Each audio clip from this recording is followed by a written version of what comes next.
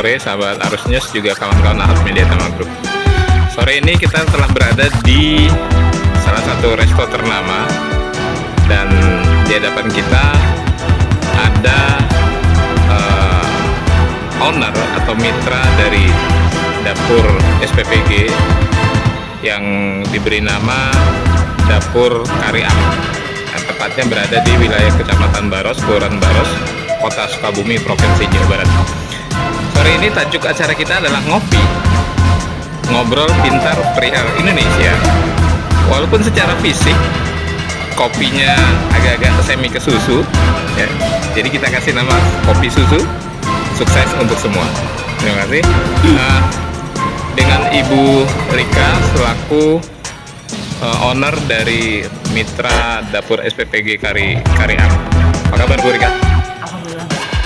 Baik, Bu Rika, informasi yang kita dapat,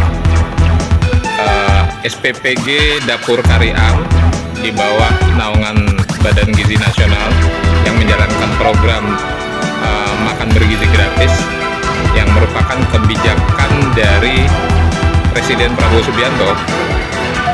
Dapur Kari Am sering menjadi sorotan dan mendapatkan apresiasi. Yang terbaru apresiasi dari lembaga apa nih Bu? Kemarin itu kita ada uji lab dari bahan baku sama air ya. Bahan baku dari dengan air. Dinas Kesehatan sama Dinas Ketahanan Pangan. Oke. Itu diantaranya apa sih Bu? Untuk uji lab air, air ini layak atau tidaknya dipakai untuk masak program MBG ini. Dan hasilnya? Alhamdulillah kita 100% positif. 100% layak, bagus ya. Baik, hasil informasi juga yang kita berhasil kita himpun, posisinya para penerimaan manfaat yang saat ini kurang lebih nyaris menyentuh angka 4.000 ya? Betul. Nyaris menyentuh angka 4.000. Informasi yang kita dapat juga para siswa yang merasakan hasil racikan menu dari Dapur Kari Am ini, residu atau sisa makanannya sangat minimalis sekali Bu. Betul. Artinya apa tuh Bu? Ya, sebetulnya kan untuk program MBG ini ya, makan bergizi gratis ini, kunci dari program ini adalah penerima manfaat. Baik. Jadi kita berusaha untuk memberikan yang terbaik terhadap penerima manfaat, supaya penerima manfaat ini merasakan manfaat dari program ini. Nah, untuk menghasilkan makanan yang berkualitas, tentunya kita harus memilih bahan-bahan baku yang berkualitas juga. Jadi menghasilkan makanan yang enak tentunya dan sehat. Karena sesuai dengan target kita untuk perbaikan gizi ya, dan menciptakan generasi yang lebih baik ke depan. Baik, dalam data digital yang kita punya juga Bu Rika juga telah cukup lama menggeluti bisnis kuliner. Betul. Apakah ini salah satu kuncinya? Ya, salah satunya untuk program makan bergizi gratis ini kan kita fokusnya di makanan, Pak. Baik. Jadi tentunya dengan bidang saya saat ini, saya mempunyai usaha, kebetulan bergerak di bidang kuliner. Ya, tentunya itu bidang saya dan tepat ya untuk mengelola pengelolaannya sesuai bidang saya. Dan untuk program ini sebaiknya mungkin lebih bagus dan lebih tepat pengelolaan itu diserahkan ke bidangnya, ke ahlinya.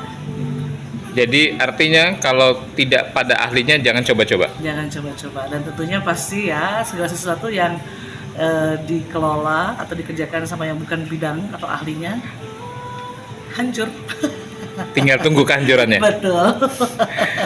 Bu, yang nggak kalah pentingnya, di luaran sana kita dengar bahwa ada yang keracunan, ada yang mungkin melihat cara penyajiannya nggak bagus dengan anggaran segini, kok cuma ini ya gitu kan. Ada sempat dengar karena saya juga termasuk ibunya anak-anak, termasuk salah satu orang tua siswa ya, kok anggaran segini cuma segini ya.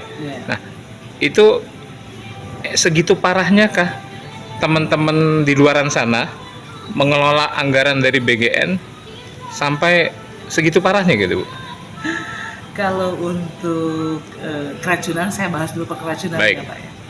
Pertama mungkin dalam penanganan pada saat sebelum pengolahan bahan baku ini kan kita ada proses supaya bahan baku ini steril, kita ada proses cuci dulu semuanya.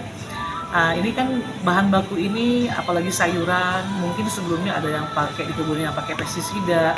Kalau dapur kami kebetulan ada beberapa sayuran yang memang memakai bahan baku sayuran yang dari hidroponik, Pak. Artinya bebas pestisida. Bebas pestisida. Ya, kemudian kualitasnya premium, Bu ya?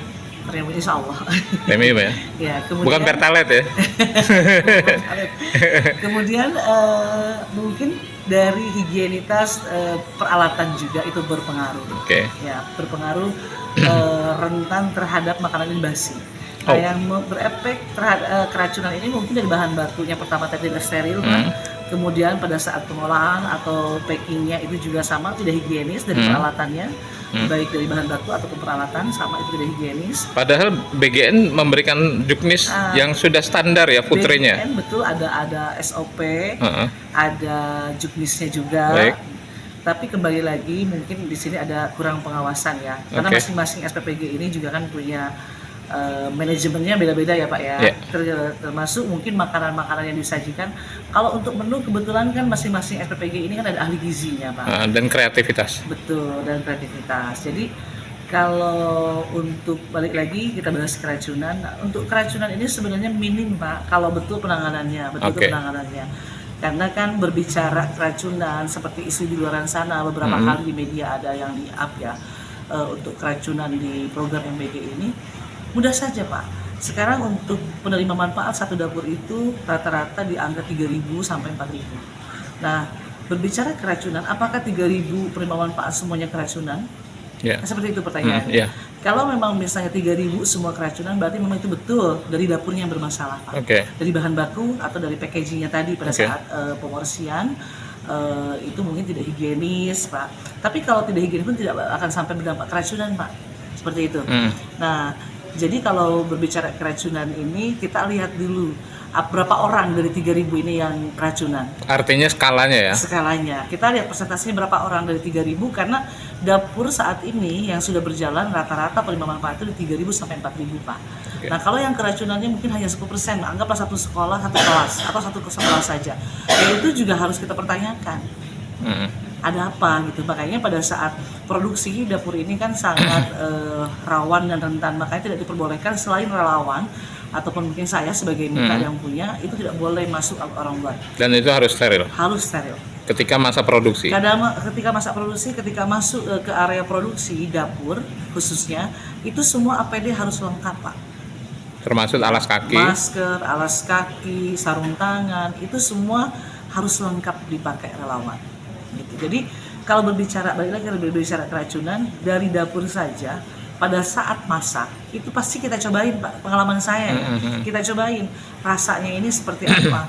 Nah kalau memang dari bahan bakunya sebelum ke sekolah mungkin dari pihak dapur sendiri, dari tim masak sendiri yang sudah keracunan terlebih dahulu. Logikanya kan seperti itu. Gitu. Nah dalam hal ini SPPG Kariam adalah saya sempat dengar, kita langsung mengkonfirmasi chefnya, kokinya adalah Bu Rika langsung. Betul. Kebetulan untuk SPPG kami sampai saat ini masih saya yang turun tangan untuk masak, untuk mengolah bahan baku sampai packingnya, semua pengawasan masih sama saya sendiri. Karena itu tadi Pak, untuk menjaga kualitas supaya target kita anak-anak yang menjadi penerima manfaat ini gizinya terpenuhi. Dan salah satunya itu tadi pengawasan, khawatirnya memang ada makanan-makanan yang tidak layak dikonsumsi sama anak-anak itu terkontrol sama saya Pak. Baik, terima kasih. Saya Mugiono melaporkan dari Baros, Kota Sukabumi, Provinsi Jawa Barat. Arus News akurat dan mencerahkan. Terima kasih.